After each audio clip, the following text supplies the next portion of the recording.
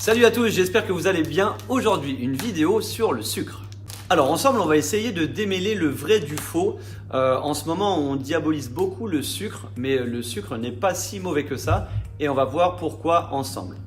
Tout d'abord, il faut éviter tous les styles de régime alimentaire où ils vous disent de complètement enlever tous les sucres sur du long terme. C'est absolument faux et c'est vraiment pas bon du tout pour le fonctionnement de votre corps en général.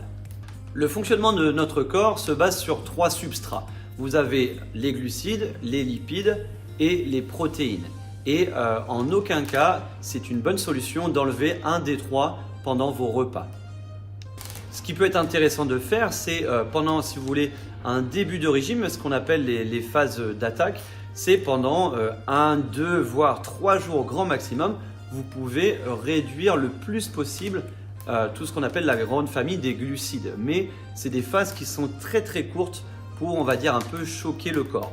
Suite à cette phase d'attaque qu'on a appelée juste avant, on rajoute petit à petit des glucides. D'accord? Donc ça va être sous toutes les formes et je vais t'expliquer les 3 différents types selon moi de glucides.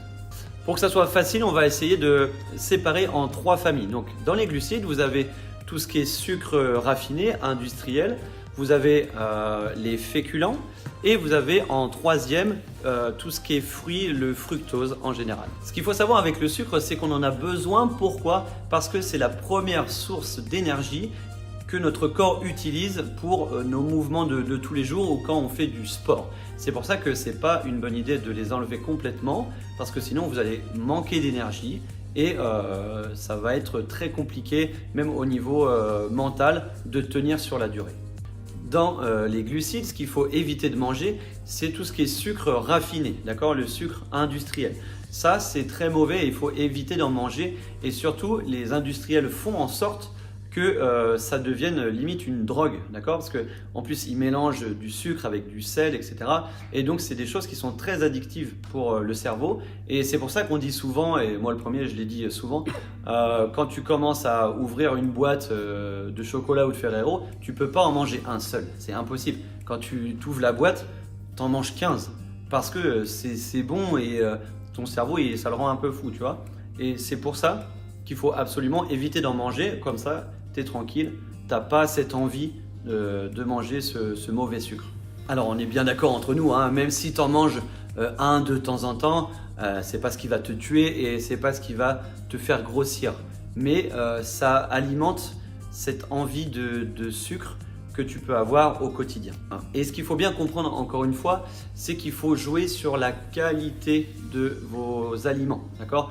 Donc tout ce qui est fruits, en général, il faut prendre bio, le miel aussi, enfin tous les apports de glucides, les féculents aussi, ça c'est des choses qui doivent être prises bio et complètes ou semi-complètes. C'est très important, la qualité de vos produits. Donc n'ayez absolument pas peur des glucides, c'est très important. Il faut qu'ils représentent en moyenne 50% de notre alimentation. D'accord? Donc il faut éviter de les enlever complètement, c'est une très mauvaise idée.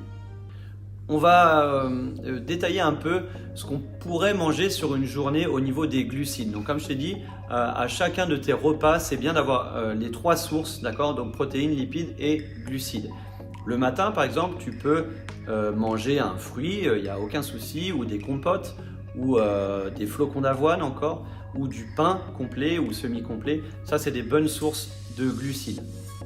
Pour le midi, tu peux manger des féculents, comme par exemple la patate douce, c'est très bon.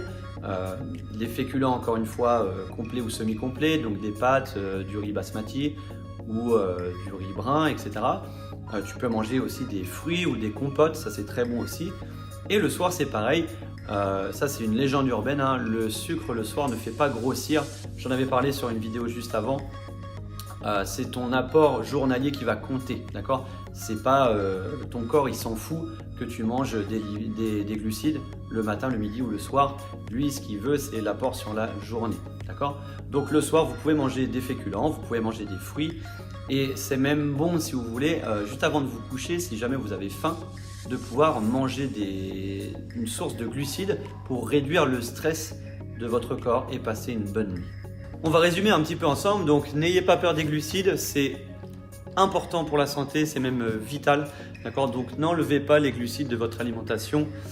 De deux, rappelle-toi, c'est la première source d'énergie. D'accord? Donc si tu n'en as pas, en gros, tu vas être très très fatigué. Qu'est-ce qu'on a vu encore ensemble? On a vu aussi qu'il faut choisir la qualité de ces aliments. On fait très attention. Privilégier les fruits, le miel, les féculents semi-complets de préférence. Voilà messieurs dames, j'espère que cette vidéo pourra vous aider au quotidien pour gérer un petit peu mieux votre alimentation. Ravi encore de pouvoir vous apporter toutes ces données. N'hésitez pas à liker, à vous abonner à la page avec Damien qui est juste au niveau de la caméra ici. Voilà, encore une fois, on travaille beaucoup, on adore vous donner tout ce contenu. Donc n'hésitez pas à nous soutenir en vous abonnant, ça nous fera vraiment plaisir. Merci encore et surtout, n'oubliez pas de vous entraîner.